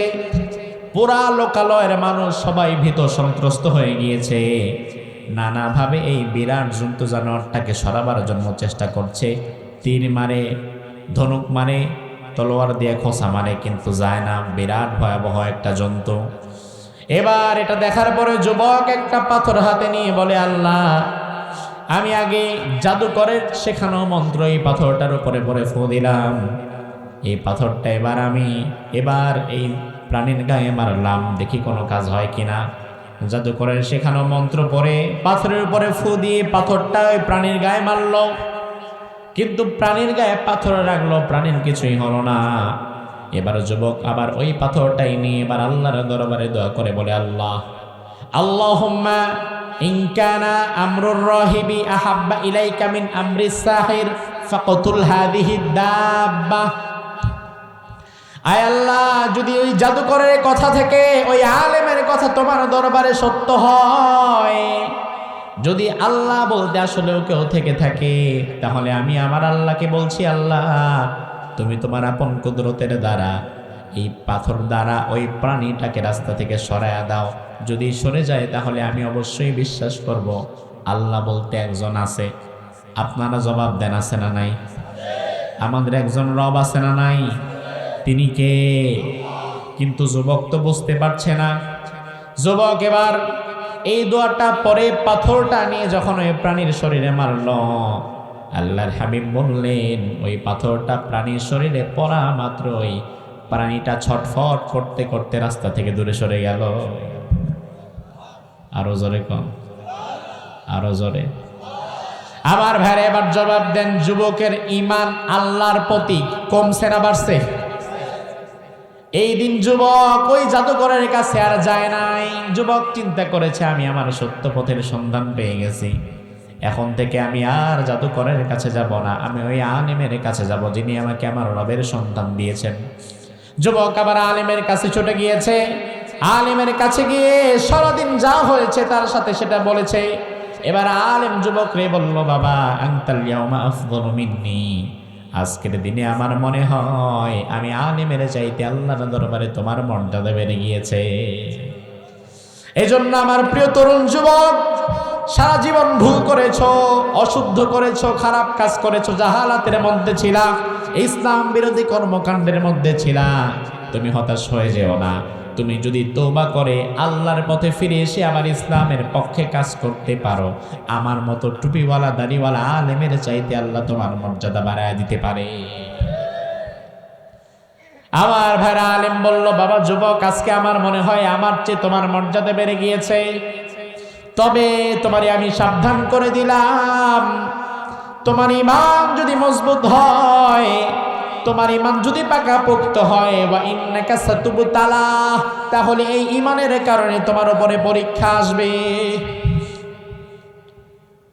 ওয়া ইন্নাকা সাতুবতালা, অবশ্যই তুমি পরীক্ষার সম্মুখীন হবা।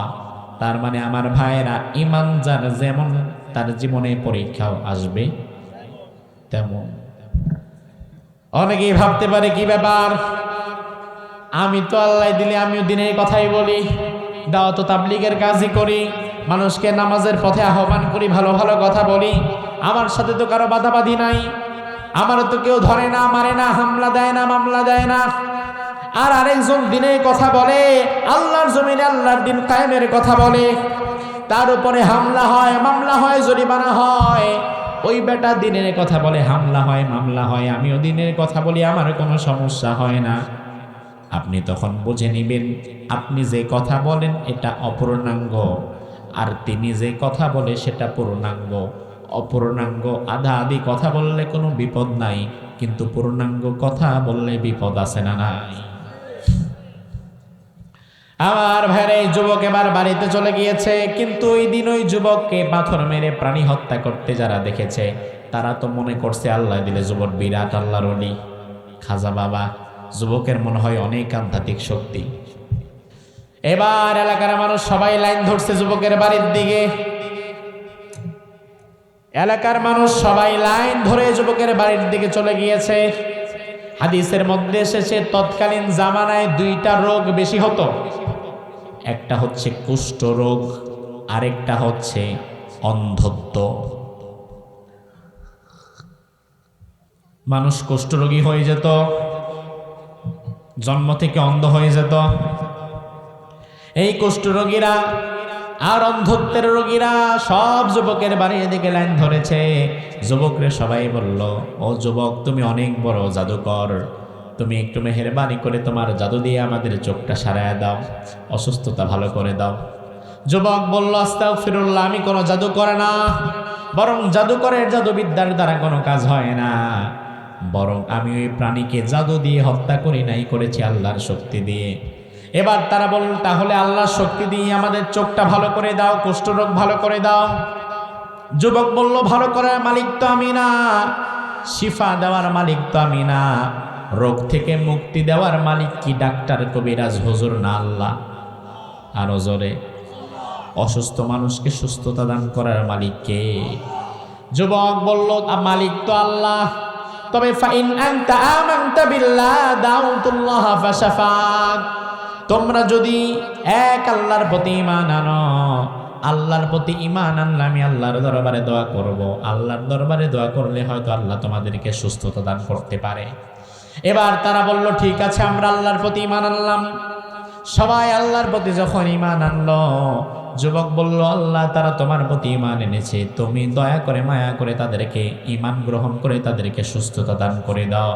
তারা ঈমান আনার পরে যুবক যখন দোয়া করেছে, যুবকের দোয়ার কারণে ওই জায়গার শত শত মানুষের অন্ধত্বের রোগ আল্লাহ ভালো করে দিয়েছে। এবার দেখেন বিষয়টা কি হলো।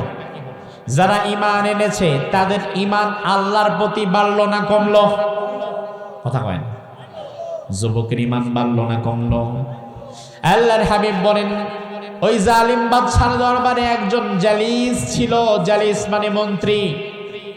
ওই মন্ত্রীর ছিল অন্ধরোগ, চোখে দেখে না, কিন্তু বুদ্ধিমান মানুষ। ওই মন্ত্রীর কানে খবর গেল একজন যুবক, সে নাকি মানুষের চোখ ফিরিয়ে দিতে পারে। আর দুনিয়াতে যারা চোখ নাই, দুনিয়ার 1000 কোটি টাকার সম্পদের চাইতেও চোখের গুরুত্ব তার কাছে বেশি না কম? এবার এই মন্ত্রী যুবকের কাছে রাত্রিবেলায় হাজির হয়ে বলল, বাবা যুবক, আমি অনেকগুলো হাদিয়া তোফা নিয়ে আসছি তোমার জন্য, স্বর্ণ মুদ্রা নিয়ে আসছি। তুমি যদি দয়া করে মায়া করে আমার চোখটা ভালো করে দিতে পারো, তাহলে সব আমি তোমারে দিয়ে দেব। যুবক বলল, আমি তো ভালো করতে পারি না, আমি তো শিফা দিতে পারি না। ইন্নামা লা আশফি আহাদান ইন্নামা ইয়াশফিল্লাহ, ভালো করার মালিক তো আমি না, ভালো করার মালিক কে? তবে তুমি যদি ঈমান আনো, আমি আল্লাহর দরবারে দোয়া করলে আল্লাহ চাইলে ভালো করেও দিতে পারে। এবার ওই মন্ত্রী ঈমান আনলো। যুবক বলল, আল্লাহ, মন্ত্রী যেহেতু ঈমান এনেছে, তুমি দয়া করে তার চোখটা ভালো করে দাও। এবার মন্ত্রীর চোখ আল্লাহ যখন ভালো করে দিলেন, এবার মন্ত্রীর ঈমান কি কমলো না বাড়লো? মন্ত্রী চলে গেছে রাজ দরবারে। পরের দিন রাজা অবাক, কি ব্যাপার, তুমি কানা ছিলা, তোমার তো চোখ ছিল না, হঠাৎ আজকে তুমি চোখে দেখছো কিভাবে? বলল, আমার আল্লাহ সুবহানাহু ওয়া তাআলা আমার চোখকে ভালো করে দিয়েছে। আরো জোরে কর। রাজ দরবারে এই প্রথম কেউ আল্লাহর নাম নিল। সে বলল, বাদশা এবার বলছে, মান রদ্দা আলাইকা বাসারাক। কি বললাটা কি তুমি? কে তোমার দৃষ্টিশক্তি ফিরিয়ে দিয়েছে? সে বলল রব্বি আল্লাহ, আমার আল্লাহ ফিরিয়ে দিয়েছে। এবার এই বাদশা কি কয় দেখেন, বাদশা বলে আলাকা রব্বুন গায়রি, আমি ছাড়া তোমার আরো কোনো রব আছে নাকি? কত বড় ফাজিল, কয় আমি ছাড়া তোমার আরো কোনো রব আছে? সেবার বলে তুমি তো আমার রব না, এতদিন তো আমি ভুলের মধ্যে ছিলাম, জাহালাতের মধ্যে ছিলাম। আমার রব, তোমার রব, গোটা দুনিয়ার রব একজন। চিৎকার দিয়ে বলেন তিনি কে? বাদশা বললে এটা জানলা কিভাবে? এটা তো জানার কথা না, এটা জানলা কিভাবে? কে বলেছে তোমাকে এটা? বলে যে যুবককে আপনি জাদুবিদ্যা শেখার জন্য কাজে লাগিয়েছিলেন সেই বলেছে, ধরে আনো তাকে। যুবককে ধরে আনলো। যুবককে বলল তুমি পাইলা কই? বলে একজন আলেম, তিনি আমাকে শিখিয়েছেন। ওই আলেম রে ধরে আনো। আলেমকে ধরে এনে বলল, এই আলেম শোনো, ইরজি আন দীনিক, তুমি তোমার ধর্ম থেকে ফিরে আসো। ফিরে আসবে, কথা মানে ফিরে আসবে। আমার ভাইরা, আপনাকে কেউ যদি বলে তোমারে 5 কোটি টাকা দিব, তুমি ঈমান ছাইরা হিন্দু হয়ে যাও, হয়ে যাবেন। খ্রিস্টান হয়ে যাও, 10 কোটি দেব, হয়ে যাবেন। কয় কোটি দিলে হবেন? বরং গোটা দুনিয়া এক হাতে দিলেও ইমানদার কোনোদিন তার ইমান পরিত্যাগ করতে পারে না, ঠিক কিনা? ও ইমানদার, ভালো করে শোনো, গোটা দুনিয়ার সম্পদ যেমন তোমার হাতে দিলে তুমি যেমন ইমানকে ছেড়ে দিতে পারো না, ঠিক একই সময় ভোটের মধ্যে যখন তোমার হাতে 500 টাকা কিংবা 1000 টাকার নোট ধরে দেওয়া হয়, তখন 500 টাকা 1000 টাকার নোট দেখে কোনো জালিম স্বৈরাচারের খাতায় তুমি তোমার ভোট দিতে পারো না। ওটাও তোমার কাছে আমানত, ওটাও তোমার কাছে একটা ঈমান, ওটাও তুমি বিক্রি করতে পারো না। কিন্তু আমাদের দেশে 500 টাকা 1000 টাকার কাছে নিজের আমানত বিক্রি করে দেয়, নিজের ঈমান বিক্রি করে দেয়, এমন মুসলমানও আছে না নাই? আমার ভাইরা, এবার ওই জালিম বাদশা বলল ইরজি আন দীনিক, দিন থেকে ফিরে আসো। তিনি ফিরে আসলেন না। অবশেষে ধারালো করাত দিয়ে ওই আলেমকে দ্বিখণ্ডিত করে ফেলা হলো। এবার যুবকরে বলল, যুবক দেখেছো তোমারে যে আল্লাহর সন্ধান দিয়েছে তার কি অবস্থা করেছি, তুমি যদি ফিরে না আসো তোমার অবস্থাও এটাই হবে। যুবক বলল আমি ফিরে আসব না, বরং তার মৃত্যুর পরে আল্লাহর প্রতি আমার বিশ্বাস আরো মজবুত হয়েছে, আরো দৃঢ় হয়েছে। তুমি মনে করো হামলা দিয়ে, মামলা দিয়ে, জেল দিয়ে, জুলুম দিয়ে দ্বীনের পক্ষে যারা কাজ করে তাদের ঈমানকে তুমি নড়বড়ে করে দিবা, বরং তোমার হামলা, মামলা, জেল, জুলুম, জরিমানা যত বাড়বে দ্বীনের পক্ষে টিকে থাকার ক্ষমতাও তত আমাদের বাড়বে। যুবক বলল আমি তো অসম্ভব, আমি আমার দিন থেকে ফিরব না। এবার ওই জালিম বাদশাহ একদল বাহিনীকে ডাক দিয়ে বলল ইযহাবু বিহি ইলাল জাবাল, এই যুবককে নিয়ে পাহাড়ে উঠবা। পাহাড়ের চূড়ায় উঠে যুবকরে বলবা যুবক যদি ফিরে আসে তাইলে ভালো নিয়ে আসবা, আর যুবক যদি তার ধর্ম থেকে ফিরে না আসে ধাক্কা মেরে ফিরে দিবা। একদল সৈন্যবাহিনী যুবককে নিয়ে পাহাড়ের উপরে উঠে গেলেন। পাহাড়ের উপরে উঠে এই যুবককে নিয়ে চলে গেলেন। এবার যুবকরে বলল যুবক এখনো সময় আছে, আল্লাহকে ছাড়ো, ইসলাম ছাড়ো, ধর্মকে বাদ দাও, আল্লাহকে বাদ দিয়ে তুমি আমাদের বাদশাকে তোমার রব হিসাবে মেনে নাও। যুবক বলল অসম্ভব। এবার তারা বলল তাহলে মৃত্যুর জন্য প্রস্তুত হও। যুবক বলল আমি প্রস্তুত, তবে একটা দোয়া মানে শুধু করতে দাও। যুবক পাহাড়ের চূড়ায় দাঁড়িয়ে রাসূলুল্লাহ হাদিসের মধ্যে বললেন, হাত দুটো তুলে যুবক এবার আল্লাহর দরবারে দোয়া করে বলছে আল্লাহ, আল্লাহুম্মা কফিনিহিম বিমা শিতা, আয় আল্লাহ আমি দুর্বল, তবে তুমি তো দুর্বল না, তাদের বিরুদ্ধে যেইভাবে তুমি আমাকে সহযোগিতা করতে চাও সেইভাবে তুমি আমার জন্য যথেষ্ট হয়ে যাও। সুবহানাল্লাহ কয় না? দোয়াটার পাওয়ার দেখছেন কত? যুবক বলছে আল্লাহ, আল্লাহুম্মা কফিনিহিম বিমা শিতা, তাদের বিরুদ্ধে তুমি যেভাবে আমার জন্য যথেষ্ট হতে চাও সেভাবে যথেষ্ট হয়ে যাও। আল্লাহর হাবিব বলেন সাথে সাথে পুরো পাহাড়টা প্রচন্ড শক্তভাবে কাঁপাকাঁপি শুরু করলো। কাঁপতে কাঁপতে দেখা গেল যুবকরে যারা ধরে নিয়ে আসছে মানার জন্য সব কাঁপাকাঁপির চোটে নিচে পড়ে মরে গেল, আর যুবকটাকে সহি সালামতে আল্লাহ আমার পাহাড়ের পাদদেশে নামিয়ে দিলেন। আরো জোরে কম। এই ঘটনার পরে যুবকের ইমান কি কমছে না বাড়ছে? এবার যুবক বাদশার দরবারে যখন গিয়েছে, বাদশা বলে কি ব্যাপার, তুমি একা কেন? আইনা সাহিবুকুম, তোমার সাথীরা কই? যুবক বলে আমার সাথী কাফানিহিমুল্লাহ, আমার আল্লাহ তাদের বিরুদ্ধে আমার জন্য যথেষ্ট হয়ে গেছে। বাদশা বলল তাদেরকেও মেরে ফেলছো জাদু দিয়ে? ঠিক আছে, আরেক দল সৈন্যবাহিনীকে বাদশা ডাকলো, বলল যাও নৌবাহিনীকে খবর দাও, নদী সমুদ্রে যারা কাজ করে তাদের খবর দাও। তারা যখন এসেছে বাদশা বলল ইযহাবু বিহি ইলাল বাহার। আগে বলেছে জাবাল পাহাড়ে নাও, এবার বলে বাহার সমুদ্রে নাও। বাদশা এবার সমুদ্রের বিরাট মাঝখানে জাহাজ একটা দিয়ে সৈন্যবাহিনী দিয়ে যুবকরে পাঠায়া দিল। এবার সমুদ্রের মধ্যখানে যখন ঢেউ শুরু হয়েছে, তখন তারা বলল যুবক আল্লাহরে ছেড়ে দাও, নয়তো তোমারে ফেলে দেব। যুবক বলল কোনো সমস্যা নাই, আল্লাহুম্মা কফিনিহিম বিমা শিতা, আয় আল্লাহ তাদের বিরুদ্ধে তুমি আমার জন্য যেভাবে চাও সেভাবে যথেষ্ট হয়ে যাও। যুবকের এই দোয়ার পরে এত পরিমাণ ঢেউ সেখানে শুরু হলো, ঢেউয়ের বাড়িতে পুরো জাহাজটা তছনছ হয়ে ভেঙে গেল। যুবককে যারা মারার জন্য নিয়েছিল তারা নিজেরাই মরে গেল, আর যুবকরে সহি সালামতে আল্লাহ তাআলা আবার পারে উঠিয়ে দিলেন। আরো জোরে কম। আবার ভাইরা একটু লক্ষ্য করে দেখেন, এই ঘটনার পরে যুবকের ঈমান কি পূর্বের চাইতে আরো বাড়ছে না কমছে?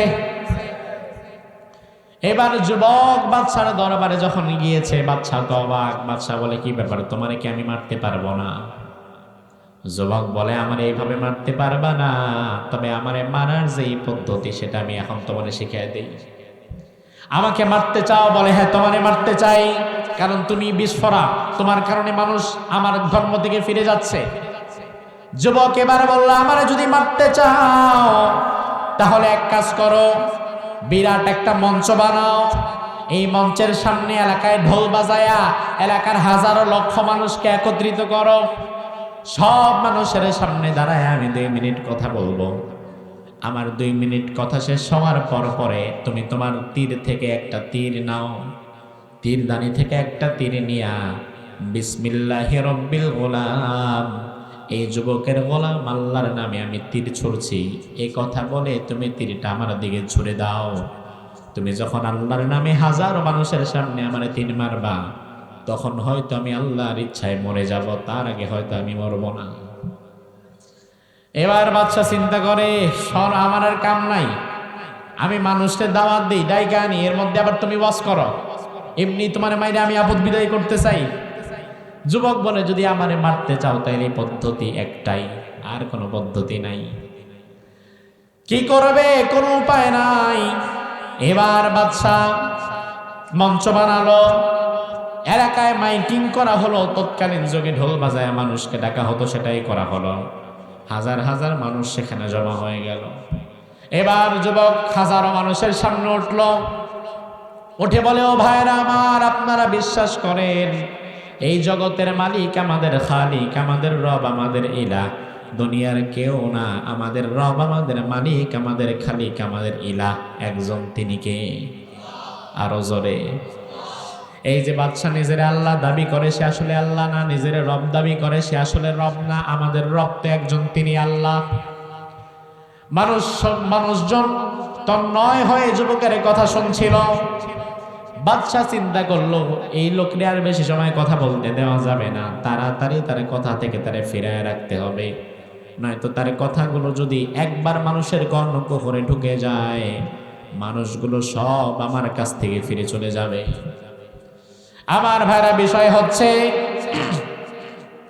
জালিমরা সব হুজুরের টার্গেট করে না, জালিম টার্গেট করে ওই হুজুরকে যেই হুজুরের কথার দ্বারা যুব সমাজ খারাপ পথ থেকে ভালো পথের দিকে চলে আসা শুরু করে। সবার মাহফিলে বাধা দেবে না, বরং আপনি লক্ষ্য করলে দেখবেন আমাদের মাহফিলগুলো ভেঙে দেয় যারা, আবার অন্যান্য হুজুরদের মাহফিলগুলো করে দেয় তারা। তাইলে আমারটা তুমি ভাঙলা, তারটা করে দিলা কেন? তার কারণ হচ্ছে আমার ভাইয়েরা, যুগে যুগে যাদের কথার দ্বারা মানুষের জীবন পরিবর্তন হয়, মানুষের ঈমান পরিবর্তন হয়, আমল পরিবর্তন হয়, তাদের উপরেই তাদের নজরদারি বেশি থাকে। এবার ওই জালিম বাদশাহ একটা তীর নিয়ে যুবকের ঘাড় বরাবর মারল। আল্লাহর কি কুদরতে তীরটা যুবকের ঘাড় পর্যন্ত এসে ঘাড়েতে বিদ্ধ না হয়ে আস্তে করে মাটির মধ্যে পড়ে গেল। আরো জোরে। কারণ রাখে আল্লাহ, মারে আল্লাহ। বাদশা চিন্তা করলো হয়তো আমি মারতে ভুল করেছি, আবার মারি। আবার তীর নিয়ে একদম কাছাকাছি থেকে আরেকটা মারল। আগের মতো তীরটা ঘাড় বরাবর এসে আবার মাটির মধ্যে পড়ে গেল। কথা কয় না। এবার যুবক বলল, বাদশা শোনো, যদি আমারে মারতে চাও, আমি তো আগেই বলেছি আমারে মারার সময় তীরটা নেওয়ার পরে তোমারে বলা লাগবে বিসমিল্লাহি রব্বিল গোলাম। এই গোলামের রব, এই যুবকের রব, এই আল্লাহর নামে আমি এবার তীর মারলাম। বাদশা চিন্তা করে, আল্লাহর নামে যদি আমি তীর মারি তাইলে তো পাবলিক বুঝায় যাবে আসলে আল্লাহ বলতে কেউ আছে। আবার আল্লাহর নামে তীর না মারলে যুবকও দেখি মরে না। অবশেষে বাদশা বাধ্য হয়ে তৃতীয়বার তীর নিয়ে, হাদিসের মধ্যে এসেছে তৃতীয়বার তীর নিয়ে বিসমিল্লাহি রব্বিল গোলাম এই কথাটা বলে যখন তীর মেরেছে, ওই তীরটা ওই যুবকের ঘাড়ের মধ্যে এসে বিদ্ধ হয়ে গেছে। ফিনকি দিয়ে রক্ত ঝরেছে। যুবক মাটির মধ্যে শুয়ে পড়েছে। মৃত্যুর আগে যুবক বলল, ভাই লক্ষ্য করেন, এই বাদশা যতক্ষণ আল্লাহর নাম ছাড়া আমার দিকে তীরে ছুঁড়েছে আমার কিছু হয় নাই, কিন্তু যখনই আল্লাহর নাম নিয়ে তীরে ছুঁড়েছে তখনই তীর আমার শরীরে বিদ্ধ হয়েছে।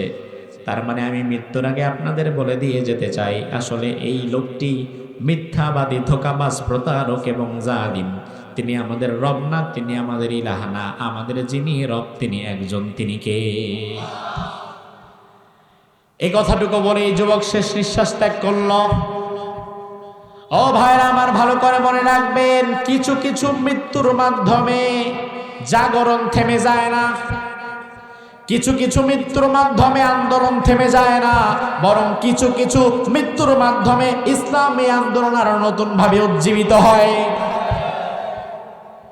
যুবক যদি বেঁচে থাকতো তাহলে হাজার হাজার মানুষকে দাওয়াত দিতে পারতো সে কয়দিনে, তারা ঠিক নাই।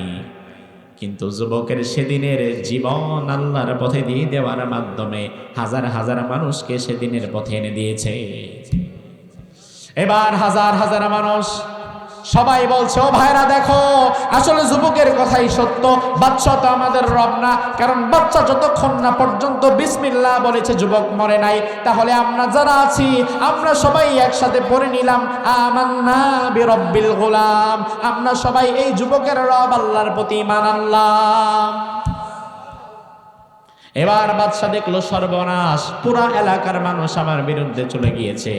কি করবে? জালিম স্বৈরাচার যারা হয় তারা কিন্তু শেষ বিদায়ের সময় একটা মরণ কামড়। আমার ভাইরা এবার দেখেন এই জালিম করেছেটা কি। সূরা বুরুজে আল্লাহ বললেন, এই জালিম এবার তার সৈন্যদেরকে গর্ত খনন করতে বলল। বিরাট গর্ত খনন করে সেখানে তেল দিয়ে, লাকড়ি দিয়ে, ঘি দিয়ে দাও দাও করে আগুন জ্বালিয়ে দিল। আর জালিম বাদশা বলল, শোনো, যে আমার ধর্মে আবার ফিরে আসবে তারে বাঁচায় দিবা, আর যে যুবকের কথা শুনে আল্লাহর কাছেই চলে যাবে, আল্লাহকেই বিশ্বাস করবে, তারে ধাক্কা দিয়া এই আগুনের গর্তে ফেলে দিবা। যদি হাজারো মানুষকে আগুনের গর্তে জ্বালানো লাগে তাই করবা, যদি গোটা এলাকার মানুষকে পুরায় ফেলে মারতে হয় তাই করবা। আসলে আমার ভাইরা, জালিম স্বৈরাচার যারা হয়, স্বৈরাচারী আর জুলুম করতে করতে এক পর্যায়ে তারা এমন জায়গায় চলে যায়, গোটা দেশের সব মানুষকে মেরে ফেলার পরেও যদি ক্ষমতায় ধরে থাকা লাগে, তাইলে তারা প্রয়োজনে গোটা দেশের সব মানুষকে মাইরা ফেলাইয়াও ক্ষমতায় থাকতে চায়। সব মানুষকে জ্বালিয়ে পুড়িয়ে তছনছ করে এই ছায়ের উপরে ক্ষমতা করতে চায়, তবুও ক্ষমতা ছাড়তে চায় না। 5ই আগস্টের আগে স্বৈরাচার কিন্তু চেয়েছিল প্রয়োজনে গুলি করে হাজারো লক্ষ মানুষকে যেন মেরে ফেলা হয়, তবুও যাবে না। কিন্তু প্ল্যান তো মানুষের বাস্তবায়ন হয় না। তুমি প্ল্যান করেছো 41 পর্যন্ত থাকবা, আগে দেখো তুমি 41 পর্যন্ত বাঁচতে পারো কিনা। এবার গর্ত খনন করা হলো, যারা ইমানদারদেরকে ধাক্কা দিয়ে দিয়ে সেই গর্তের মধ্যে ফেলে দেওয়া হচ্ছে। রব্বুল আলামিন বললেন, ওয়া মা নাকামু মিনহুম ইল্লা আইয়ুমিনু বিল্লাহিল আজিজিল হামিদ। সেদিন ওই গর্তে যাদেরকে ফেলে দেওয়া হচ্ছিল, অন্য কোনো অপরাধের কারণে তাদেরকে গর্তে ফেলা হচ্ছিল না, তাদের একটাই অপরাধ ছিল। ওই অপরাধটা হচ্ছে তারা মহাপরাক্রমশালী আল্লাহকে বিশ্বাস করেছিল। সব মানুষকে ধরে ধরে জ্বলন্ত অগ্নিকুণ্ডে ফেলে দেওয়া হচ্ছে। এমন সময় একজন মা, তার কোলে ছিল 2 মাস বয়সের একটি শিশু। মা চিন্তা করলো, আমি না হয় আল্লাহর পথে থেকে বনে গেলাম, কিন্তু আমার বাচ্চাটা যদি আমার সাথে আগুনে জ্বলে, এই দুঃখ আমি দেখবো কিভাবে। কারণ একজন মা, তার কোলে যদি 2 মাসের বাচ্চা থাকে, সে তখন নিজের জীবনের চাইতে বাচ্চার জীবনকে বেশি মূল্যায়ন করে, ঠিক কিনা? সে ভয়ে কাঁপছে যে আল্লাহ, আমি কি তোমার পক্ষে চলে যাব নাকি আবার এই জালিমের পক্ষে চলে যাব, বুঝতে পারছি না। এমন সময় হাদিসের শেষ অংশে রাসূল বললেন, এই বাচ্চাটির 2 মাসের বাচ্চার জবান আল্লাহ খুলে দিলেন। সুবহানাল্লাহ বলবেন না? 2 মাসের বাচ্চা এবার মাকে ডাক দিয়ে বলছে, মা, ইয়া উম্মি, ও আমার মা, ইসবিরি, তুমি ধৈর্য ধারণ করো, ফা ইন্নাকি আলাল হক। ও মা, আমি সাক্ষ্য দিলাম তুমি সত্যের পক্ষে আছো, তুমি আগুনের মধ্যে ঝাঁপ দিয়ে দাও, তবুও তুমি শিরিক করো না। এবার ওই নারীকেও তার বাচ্চা সহকারে জ্বলন্ত অগ্নিকুণ্ডে নিক্ষিপ্ত করা হবে। কি নারী আর কি পুরুষ, কি বাচ্চা আর কি বৃদ্ধ।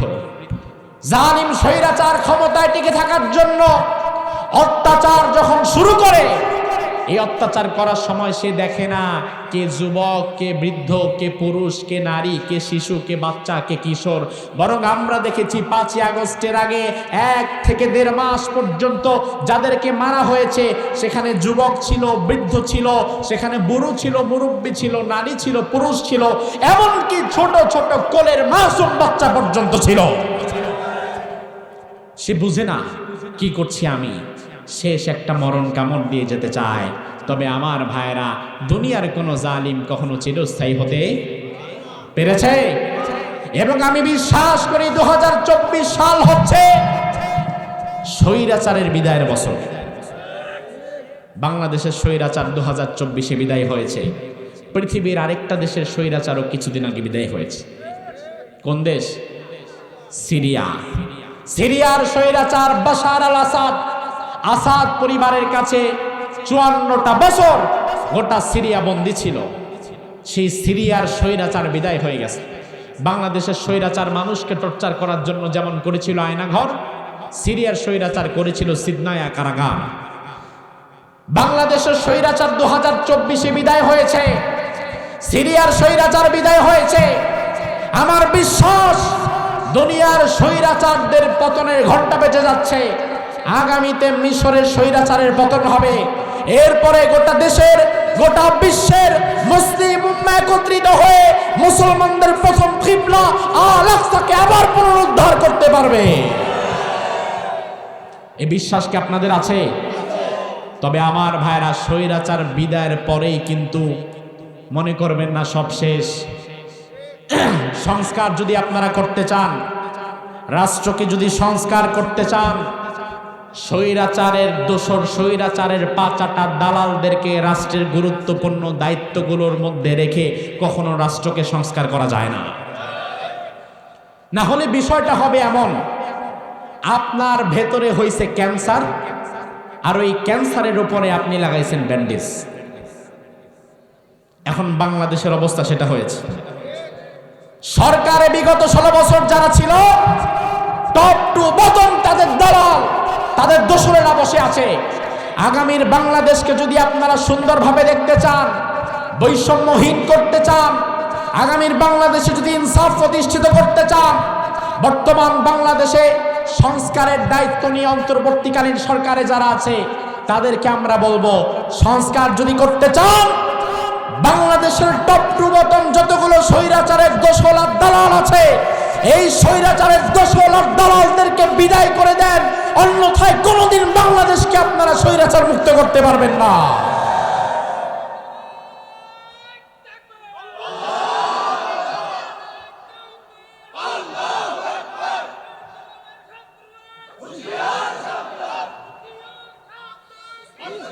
আমার ভাইয়েরা, সর্বশেষ এই যে কথাগুলো বললাম তার প্রমাণ, গতকাল সচিবালয়ের ভেতরে বাংলাদেশের বিগত দিনের যত ফাইলপত্র ছিল, নথিপত্র ছিল, সবগুলাকে আগুন লাগায় পোড়ায় দেওয়া হয়েছে। যে সচিবালয়ের ভেতরে অনুমতি ছাড়া একটা কাকপক্ষীও ঢুকতে পারে না, একটা কুকুর বেড়াল ঢুকতে পারে না। ওই সচিবালয়ে গতকাল হঠাৎ করে বিল্ডিংয়ের দুই পাশের দুইটা রুম, দুই কর্নারের দুইটা রুমে দাও দাও করে রাত 2টার পরে আগুন লেগেছে।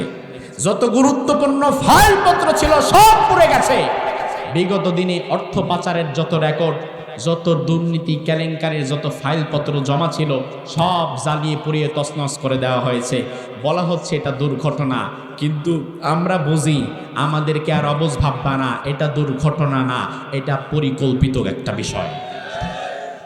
আর এটা করছে তারা, বিগত দিনে যারা স্বৈরাচারের পা চেটেছে, বর্তমান বাংলাদেশটাকে যারা অস্থিতিশীল করতে চায়, আবারও স্বৈরাচারকে যারা ফিরিয়ে আনতে চায়, এই কাজগুলো করেছে তারা। তবে ইনশাআল্লাহ স্বৈরাচার কোনোদিন বাংলাদেশে আবার রাজত্ব করার জন্য ফিরবে না। স্বৈরাচার যদি কোনোদিন ফিরে, সেটা আয়না ঘরে যাওয়ার জন্য ফিরবে। এজন্য আমাদেরকে সৎ, যোগ্য, দক্ষ নেতৃত্ব আগামীতে গড়ে তুলতে